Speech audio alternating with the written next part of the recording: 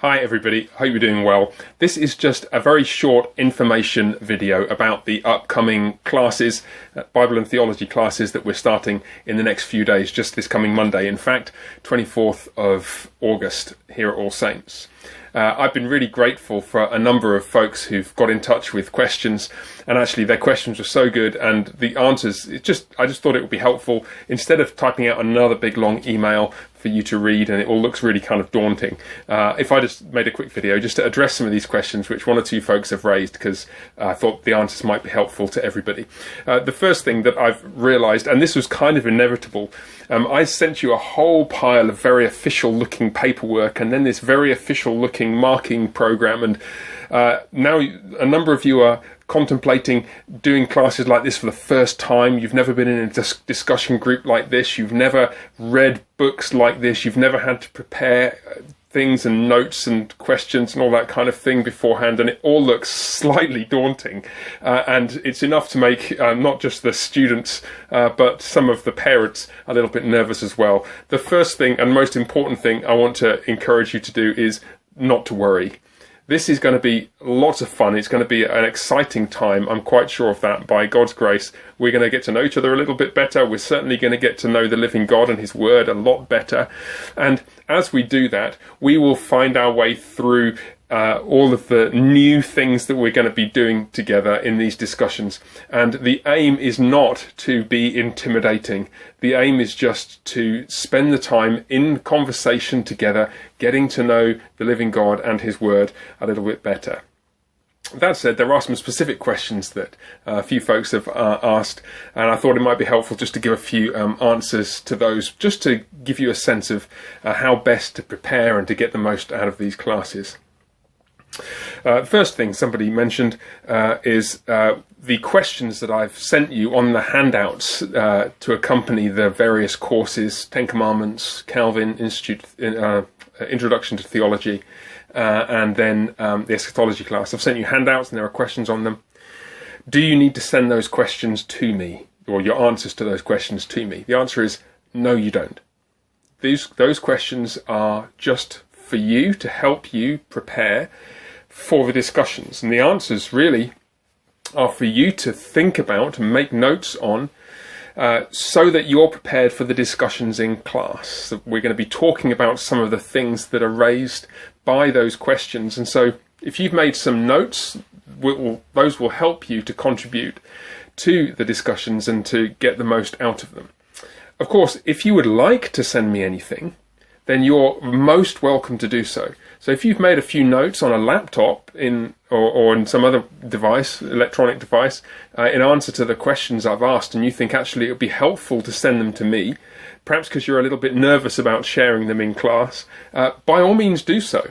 There's nothing to stop you doing that. I just want to reassure you, I'm not going to be looking to receive written answers to all those questions. The questions are for your benefit, to help you prepare for our conversation together. Same thing goes for additional questions, actually. If you come to the class and you've got questions you want to ask, you can just ask them there. Questions might pop into your head during the discussion. That's very likely to happen. That's part of the aim of the discussion, just for you to be able to ask those questions. You don't need to ask permission to ask a question like that. Just throw it into the discussion and we'll talk about it. But again, I'm conscious that for some people, especially if you're a little bit nervous about speaking out in a group, you might prefer, at least initially, to ping me something by email. Completely fine. You're going through the reading on Peter Lightheart's book on the Ten Commandments and a question pops into your mind that you didn't understand, and you just stick it in an email and send it to me, or ask your parents to do the same. That's completely fine. In fact, you'll even notice that on the mark scheme, for what it's worth, there's a little box or two that highlights the value of that. And the mark scheme, remember, is designed simply to incentivize and reward active and good participation in the discussion and good preparation for it.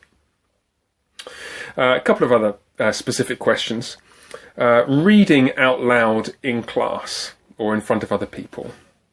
I know that some people, this is not a problem at all. Lots of people really enjoy reading, but there are a number of folks always in any community who just feel a bit nervous about that, perhaps you have a reading disability, dyslexia, or you just find reading makes you nervous when you're doing it in public. I had a good friend at seminary who went through his entire school education, and then he got to seminary before he was diagnosed as having dyslexia. And it was such a relief to him to know that the reason he struggled with reading was not because he was stupid. All of his teachers at school thought he was stupid. But he wasn't stupid at all. He's very, very sharp. It's just it took him ages to read anything, and it made him feel nervous whenever he had to read anything out loud. We want to be sensitive to all those kinds of concerns. And so if that is something that you are worried about, just ask your mum or your dad just to ping me a quick email. So-and-so's a bit nervous about reading, and we'll make sure that we don't ask you to do that. At the same time, there'll be some of you who just enjoy that opportunity just to get into the text, and that's completely fine. To be honest, probably in the first couple of classes, I'll just do the reading mostly myself, or if there are volunteers to do it, that's fine. I'm not going to ask anybody, especially not, of course, if you've said that that's something you'd rather not do. Some parents have asked, would it be okay for them to join the class? Of course it would, especially if you're able to sit off screen in the Zoom classes when they begin. I'm not sure about joining with the class physically at the church. I'm not sure about issues of space and so on there. So if that's something you'd like to do, please do let me know now or pretty soon, and we can talk about arrangements for that. But in the first instance, with myself still being here in the UK, we're going to have at least me and my kids and a number of other people. I think one or two people at least will be on in different places on Zoom, and if a parent is there, then that's completely fine as well, especially if that helps you to encourage and keep track of what your children are doing. Let me say a few final things then also about preparing for the classes.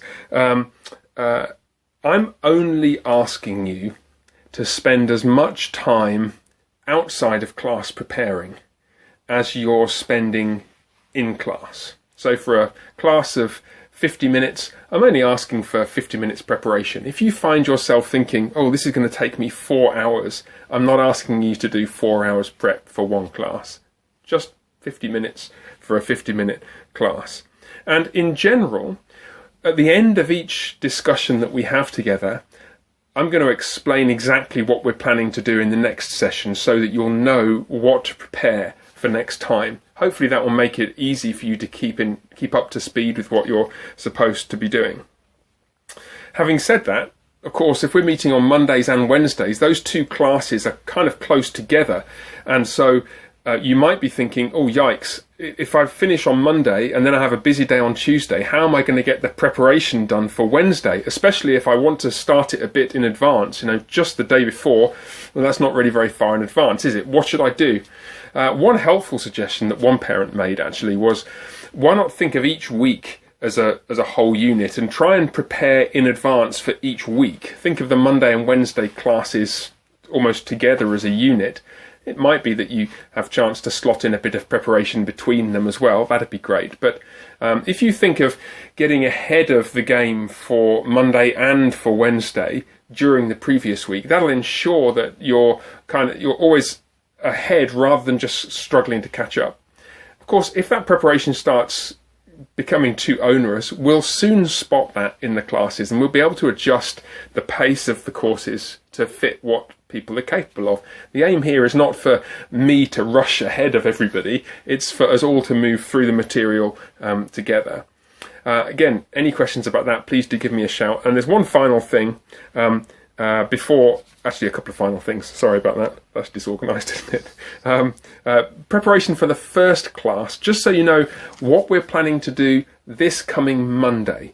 I've got here in front of me the handouts that you've got for the Ten Commandments, Calvin and Eschatology classes.